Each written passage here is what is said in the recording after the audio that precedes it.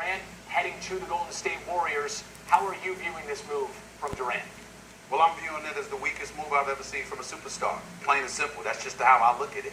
It's not that he's leaving Oklahoma City. If you're not happy there and you want to move on and you want to grow as a player, there's nothing wrong with that. He's one of the top 3 players in the world. He's a quintessential superstar. He deserves all the credit in the world for the talent that he possesses. But the flip side is this.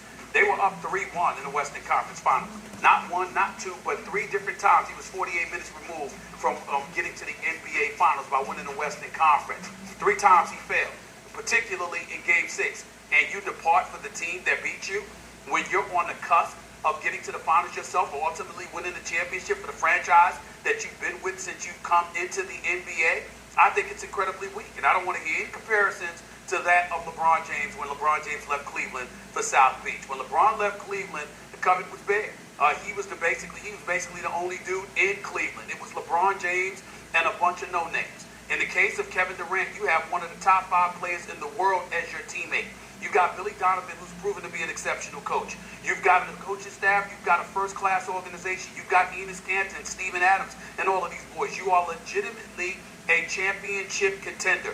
You are the difference. You are the superstar.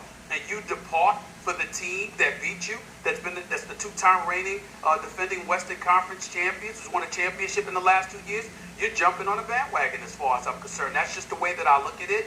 I don't think there's any way to deny that. All the reporters, whether it's Ramona, it's Chris Broussard, everybody doing an exceptional job, pointing out the things that they point out. I don't disagree with anything anybody is saying. But in the end, what it comes down to is that Kevin Durant is one of the top 3 players in the world.